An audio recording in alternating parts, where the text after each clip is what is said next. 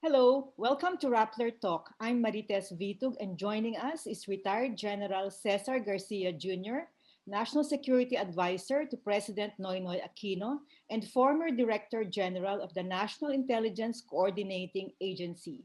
A seasoned intelligence and military officer. We're very happy to have you, General Garcia, and we will be talking about counterinsurgency in the Philippines. And with your vast experience, uh, I know that you could share your insights and lessons learned from this longest running insurgency in the world or in Asia.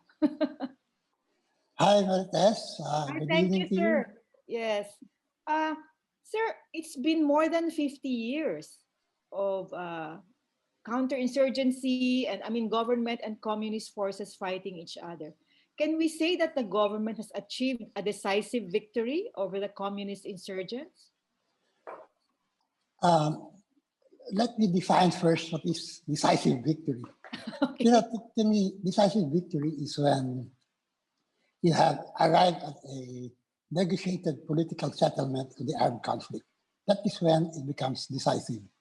Um, Meanwhile, while the insurgency is still festering, the problem is just going through its ups and downs and it's never really solved. So what we're seeing now, according to General Esperon, as of 2020, there were 2,379 villages infiltrated, which is only about 1.76% of 42,000 plus barangays. So that's a minor problem, sir. As you said, we're going through ups and downs, but is this one of the lowest points of the communist insurgents? Let's go back to a little history about how we how we classify barangays. In the early martial law, during the Marcos time, they gauged the strength of the insurgency, the extent of the insurgency by counting the number of NPA guerrillas. So from a given number, they would say they will be winning the war if so and so had been accounted for.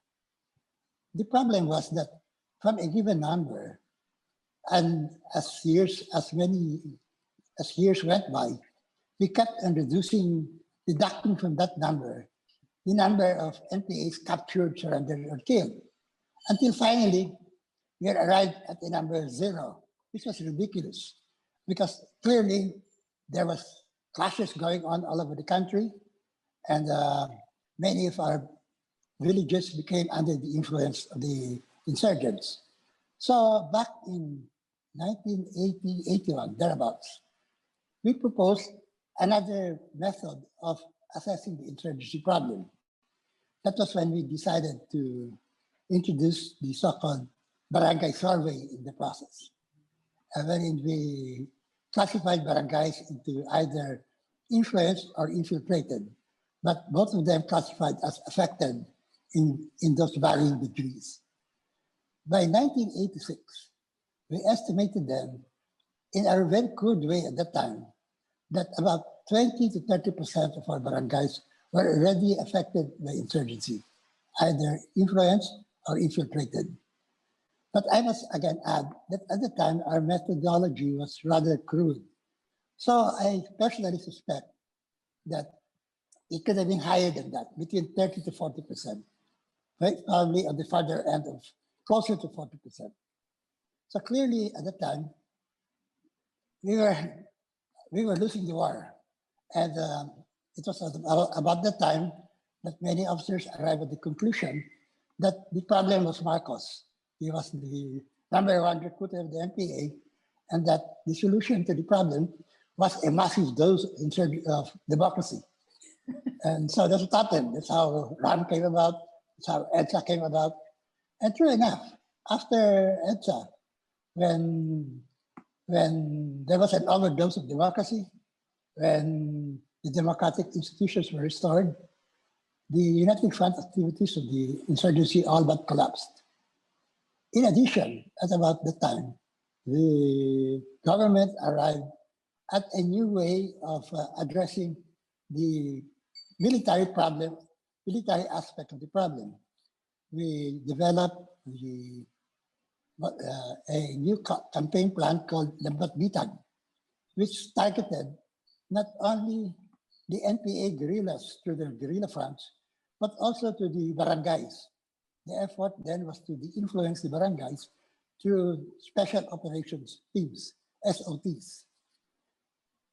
Applying those two, like I said, a massive dose of democracy plus a laser focused military operations, the insurgency problem declined significantly, such that by 1995-96, the number of affected barangays who estimated then was about 1%. So it declined from around close to 40% down to 1% by 1995. Unfortunately, because that was the situation, we got overconfident and we turned over the responsibility of counterinsurgency to the PNP and let the armed forces focus on external defense, particularly at about the time, 1995, a major incident happened. Mischief Reef was surreptitiously occupied by the Chinese. That was when we woke up to the need for developing our own external defense capability. So it's like 1995, we passed the modernization law and transferred counterinsurgency responsibilities to the PNP, which was at the time very ill-organized, ill-equipped, and probably ill-motivated to undertake the problem. By 2001, the problem again began to escalate from 1% in 1995, 96. We estimate that the insurgency-affected barangays in 2001 was closer to 10% again. So it went back right there. So that was how. What caused the rise to 10% in 2001, sir? Many factors. Let me just cite the military side of it. Like I said, number one was to transfer the responsibility to the PNP. And the PNP at the time was newly organized. It was ill-organized for counterinsurgency. It was ill-equipped and ill-motivated for that purpose. Secondarily, among the conditionalities imposed in the passage of the AFP Modernization Act was to reduce the number of calf goose at the time. At the time, by 1995, we had about 90,000 calf goose throughout the Philippines. After the Modernization Act was passed, it went down to 25,000 thereabouts. So what happened is that many of the villages which were already cleared of insurgency and were being secured by calf goose were suddenly vulnerable for the recovery effort of the NPA. So that almost overnight, many villages went from being cleared to back to being influenced once again. So that's one of the factors. The other, I think, more important factor is that it's not enough to clear these villages of insurgents. It's also very important to address the underlying factors of insurgency, the root causes. And so that's when, about that time, in 2000 to 2021, that the AFP began planning a new campaign plan that involved a whole of government approach, such that that happened during the Estrada administration. But it was already in the administration of President Arroyo when an executive order was issued creating the Cabinet Oversight Committee on Internal Security, composed of 18 members of the cabinet, chaired by the executive secretary. The mission, the purpose is to come up with a national internal security plan which will address the insurgency problem holistically, particularly its root causes. That was the first time that there's a major effort to have a rule of government approach to addressing the problem.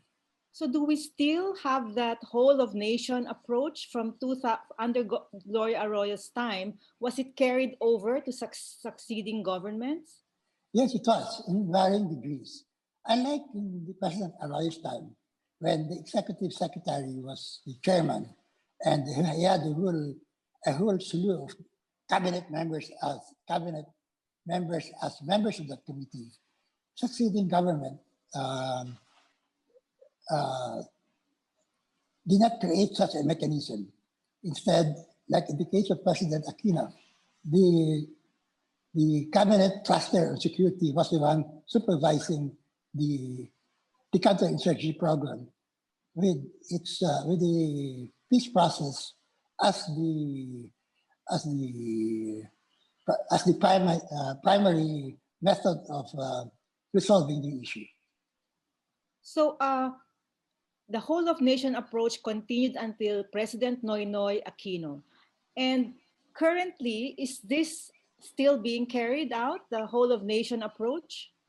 Yes, in fact, I think it has been given more emphasis by the creation of the National Task Force to End Local Communist Armed Conflict, NTF LCAP, with the president himself as head of the task force. But is that a whole of nation approach, sir, or is it just a focus on the military aspect and propaganda aspect? No, in fact, as I understand it, in America, I have been out of government for the last 4.5 years. So I'm just going by what I read in the newspapers. As I understand this task force, is that one of its major activity is to involve the local governments, particularly in resolving and addressing local socioeconomic issues which give rise to insurgency.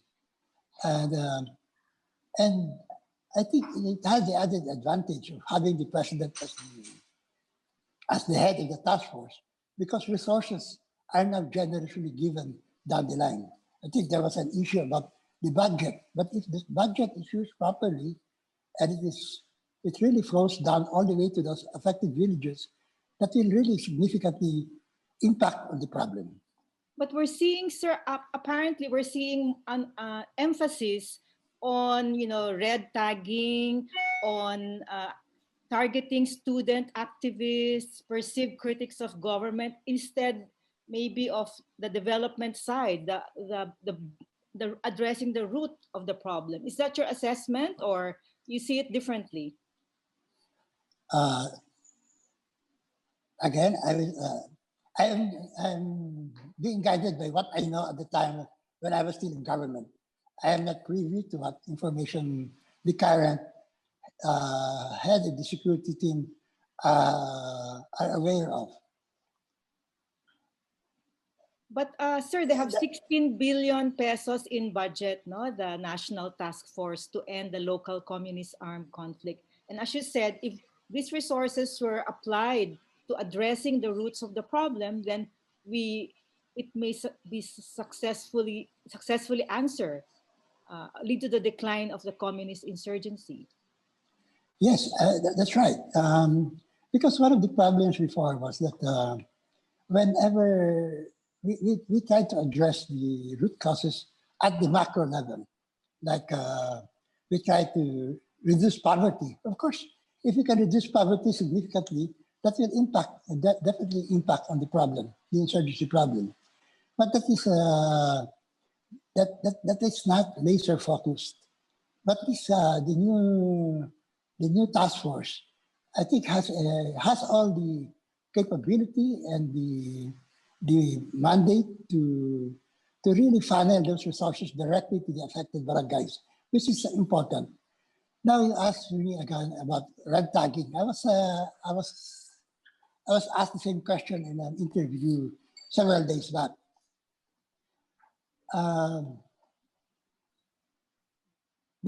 Another important component of counterinsurgency that was present in all the campaigns earlier is strategic communications.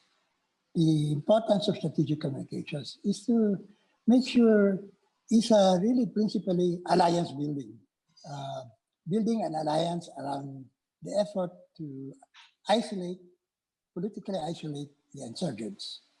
But my personal opinion about red tagging is that instead of doing that, it is in fact creating more, it is more discouraging more people who could have been really part of your alliance and into becoming hostile to you, if not sympathetic to the other side. So I think it's more important that the, the strategic communication aspect of this campaign should be more nuanced and more focused. Sure, don't make more enemies than you need at this time. Yes, I think that's very basic. Sir, in 2015, you appeared at the Senate and you made a declaration, an assessment that the communist insurgents are no longer the primary political threat. Rather, it's China, which is the primary national security threat because they've been occupying um, parts of the Philippine claim, territory or maritime claim rather. They have been violating the EEZ of the Philippines. So shouldn't this hold true till today? I'm asking because last week, China passed a law allowing its Coast Guard to fire on vessels that supposedly enter into their 9-dash line or violate their claim to the 9-dash line. So that ups the threat, doesn't it, sir? Okay, let me answer it this way. In assessing a threat, you are guided by three factors. The first factor is the intention. What is the intention of the threat? The second is the capability of the threat to carry out that intention and its likely course of action, courses of action to carry out that intention. When the CPP-NPA was at its peak with about 25 to 26,000 members, and with about 30 to 40% of our barangays affected in violent abuse, it certainly was an existential threat at the time to our democratic institutions, to our democracy and our democratic institutions, and continued to do so for a time. But by 1990, by about 2015, when I left government, when it was already down to about 2% affected barangays and less than 5,000 armed insurgents, it may have all the intentions in the world to take over the government, but it no longer had the capability. The problem on the West Philippine Sea, on the other hand, the territorial dispute in the West Philippine Sea, on the other hand, as I testified in the Senate at the time, was already fast overtaking was fast rising in our hierarchy of security threats. Not only because China is the main challenger to our maritime zones does not only have the capability, it clearly has the intention to exercise sovereign rights over our maritime zones. So it was fast rising at the time. So even while I testified that that was the situation at the time, it does not mean that we will neglect the insurgency problem altogether. Like I said, in 1995, it was down to 1%. But because of some missteps on our part, it went up again to about 10% in less than 5 years. So the problem has the capability of metastasizing and spread all over the body politic for as long as it is there, and we have not yet arrived at a negotiated political settlement of the problem. Actually, sir, yes, go ahead, sir. So the important thing here is to rebalance our focus. We must rebalance our focus from purely internal security to now include external defense as our major and primary concern. So can we, what's happening now is communists, the local insurgents are identified as the #1 threat. And then we don't know where China falls in the picture because, of course, the new foreign policy is China is our dear friend. So apparently, sir, there might be no rebalance at all until the remaining term of President Duterte, since the foreign policy has declared that China is a friend of the Philippines. Like I said, Marites, I am not privy to the information that is available to the current leadership. And since they are the ones at the helm, they are responsible for crafting our foreign policy. They're the ones responsible for crafting our national security policy. So I leave that to their responsibility and future accountability if that becomes an issue at some time in the future. But like I said, during our time, the situation might be slightly different. But sir, okay, just going back, you made very good points about rebalance, balancing between the external and internal threats, sir. Where does terrorism lie? Like, look what happened to Marawi more than in 2017, right, sir? So Yes. if you were to assess today, where does the threat of terrorism lie? If you were to rank all these threats. That's one of the characteristics of terrorism. It could be both a tactical problem and a strategic problem all in one day. From our experience, a small incident could suddenly become an international incident. So it is again another issue that has to remain in our radar screen all the time. We cannot be caught off guard, certainly as long as there is ISIS affiliated organizations in the Philippines, still with an aspirational objective of fighting the Jews and the Crusaders. We're one of the Crusaders, being a Christian majority country. Our experience is that I think back in 2000, right shortly after 9/11, when we had several terrorist incidents in Manila. We had the Super Ferry incident, we had the Valentine's Day bombing incident, and we had numerous attempts at terrorist activities that were only foiled because of early detection. They were all major incidents. The kidnapping incident of foreigners in the South is a major terrorist incident, which brings us in close engagement with other countries whose citizens are involved in these incidents. So it's one area that is very important. It has to be kept on the radar screen, although the problem might have been greatly minimized, but it is still there.